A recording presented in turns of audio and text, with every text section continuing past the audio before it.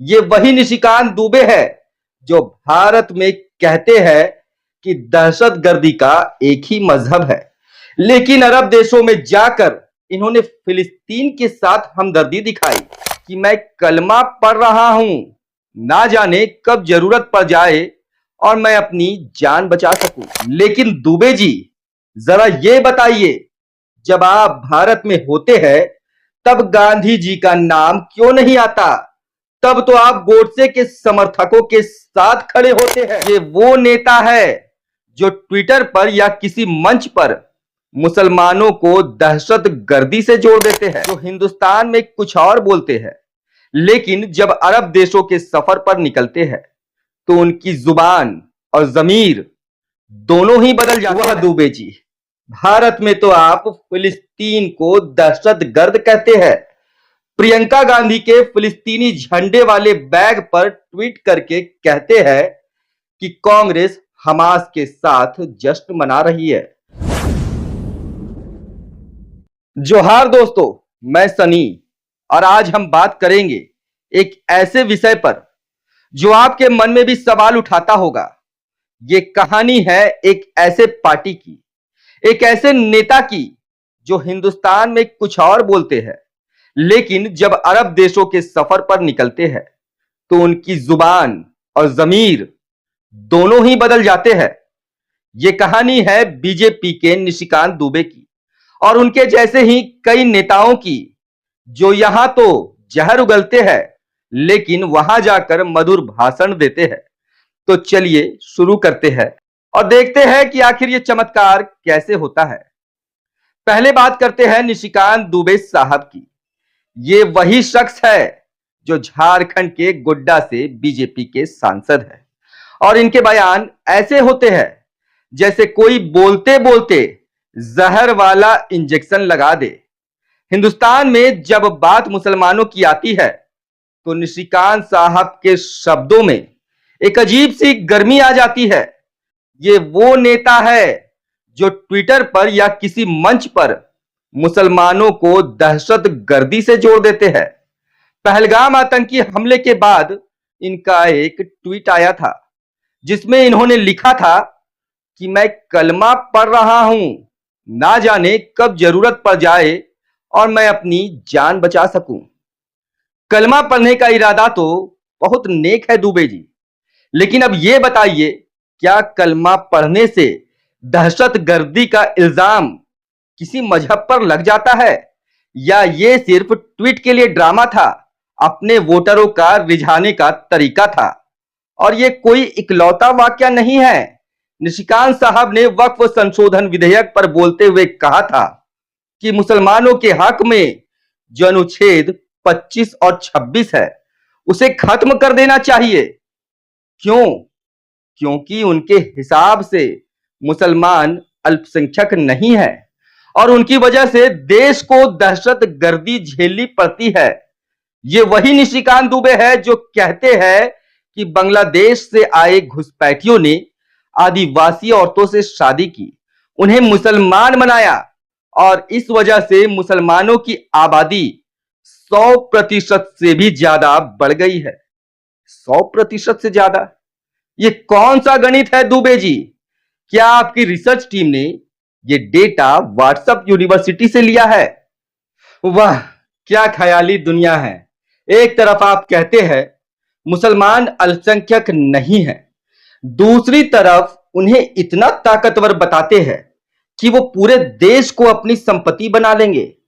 ये तो वही बात हुई कि आपका घर भी वक्फ बोर्ड का है और आपको अब घर छोड़कर जाना पड़ेगा। अब आइए जरा इनकी अरब यात्रा पर भी नजर डालते हैं। जब निशिकांत दुबे सऊदी अरब, कुवैत और बहरीन जैसे देशों में पहुंचे तो जैसे कोई जादू हो गया। वही निशिकांत दुबे जो यहां मुसलमानों के खिलाफ जहर उगलते हैं, वहां जाकर महात्मा गांधी और बुद्ध जैसी बातें करने लगे हैं।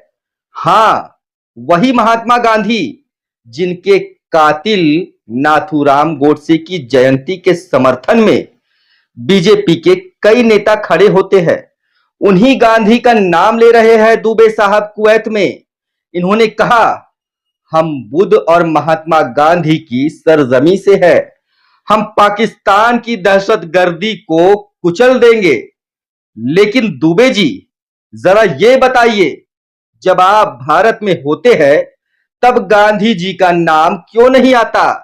तब तो आप गोडसे के समर्थकों के साथ खड़े होते हैं, उन्हें फूलों का हार पहनाते हैं।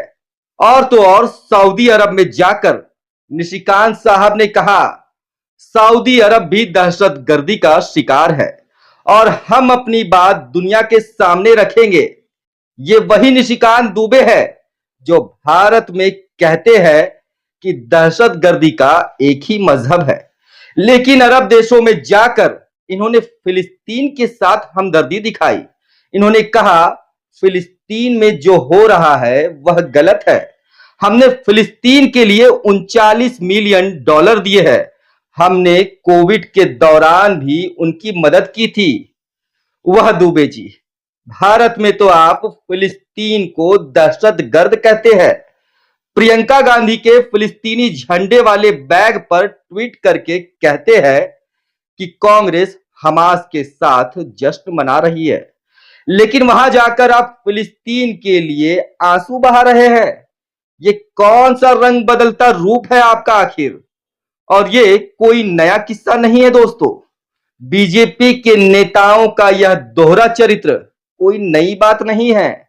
याद है एल.के. आडवाणी साहब, वही आडवाणी जिन्होंने बाबरी मस्जिद के खिलाफ रथ यात्रा निकाली, देश भर में नफरत का माहौल बनाया, लेकिन जब वो पाकिस्तान गए तो मोहम्मद अली जिन्ना के मजार पर जाकर उन्हें सेकुलर नेता भी बताकर आए थे। जी हां, वही जिन्ना जिनके नाम पर बीजेपी वाले आज भी मुसलमानों को गाली देते हैं, जिनकी तारीफ आडवाणी जी ने की थी। और नरेंद्र मोदी जी 2014 में वजीर आजम बने और 2016 में बिना बुलाए ही पाकिस्तान चले गए।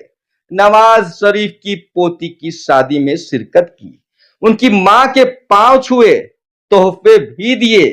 ये वही मोदी जी है जो चुनावी रैलियों में पाकिस्तान को गाली देते हैं, लेकिन वहां जाकर दोस्ती का इजहार भी करते हैं।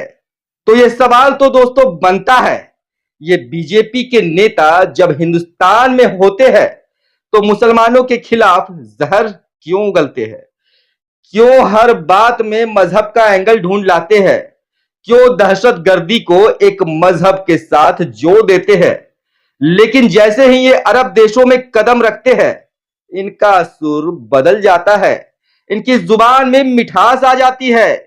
ये गांधी की बातें करने लगते हैं, फिलिस्तीनी के लिए आंसू बहाने लगते हैं और कहते हैं कि दहशतगर्दी का कोई मजहब नहीं होता। तो क्या ये अरब देशों का जादू है या ये डिप्लोमेटिक ड्रामा है जिसमें बीजेपी के नेता अपनी असलियत छुपाने के लिए नए रूप में दिखाई देते हैं? जरा बीजेपी के इस पैटर्न पर गौर कीजिए। ये वही पार्टी है जो चुनाव के वक्त नफरत के बयान देती है।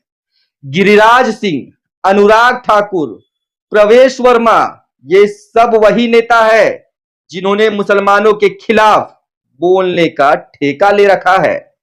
लेकिन जब बात डिप्लोमेसी की आती है, जब बात विदेशों में भारत का चेहरा दिखाने की आती है, तो ये लोग एकदम बिल्कुल से सेकुलर हो जाते हैं। ये तो वही बात हुई कि घर में तो आप अपने पड़ोसी को गाली देते हैं, लेकिन जब उनके घर दावत में जाते हैं तो उनकी तारीफ में कसीदे पढ़ने लगते हैं। और ये सब क्यों? क्योंकि बीजेपी के लिए ये एक सियासी खेल है। हिंदुस्तान में मुसलमानों के खिलाफ बोलकर ये वोट बैंक को ध्रुवीकृत करते हैं। ये एक ऐसा नैरेटिव बनाते हैं जिसमें मुसलमान को खलनायक दिखाया जाता है और बीजेपी खुद को देश का रक्षक बताती है। लेकिन जब ये लोग अरब देशों में जाते हैं, जहां मुस्लिम आबादी ज्यादा है, जहां उनकी डिप्लोमेसी का इम्तिहान होता है, तब ये लोग अपना नैरेटिव बदल देते हैं। तब ये कहते हैं कि भारत में मुसलमान इज्जत के साथ रहते हैं, कि भारत एक सेकुलर देश है। तो सवाल ये है, बीजेपी के नेता सच कहां बोलते हैं, यहां या वहां, या दोनों जगह झूठ ही बोलते हैं, बस अपने फायदे के लिए। दोस्तों, ये कोई छोटी बात नहीं, ये एक ऐसी पार्टी का दोहरा चरित्र है जो देश के 140 करोड़ लोगों का प्रतिनिधित्व करती है। ये वही पार्टी है जो कहती है कि वो सबका साथ सबका विकास चाहती है, लेकिन जब चुनाव का वक्त आता है तो वो सिर्फ एक मजहब के खिलाफ बोलकर वोट मांगती है, और जब ये लोग विदेश जाते हैं तो उसी मजहब के साथ दोस्ती का दिखावा भी करते हैं।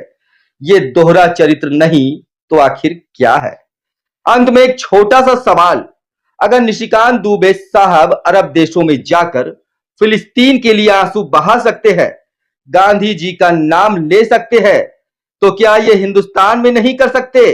क्या ये देश मुसलमानों के साथ भी वही इज्जत और वही वकार की बात नहीं कर सकते जो वो सऊदी अरब में करते हैं? या ये सिर्फ एक डिप्लोमेटिक ड्रामा है जो विदेशों में तो चलता है लेकिन हिंदुस्तान के वोट बैंक के लिए फिट नहीं होता? आपकी क्या राय है दोस्तों? क्या ये दोहरा चरित्र देश के लिए सही है?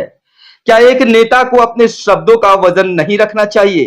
कमेंट बॉक्स में जाकर अपनी बात रखिए और हमें बताइए कि आप इस विषय पर क्या सोचते हैं। तब तक के लिए मैं सनी, ये देश आपका है, आपकी हवा में जहर नहीं घुलने दीजिएगा। जोहार।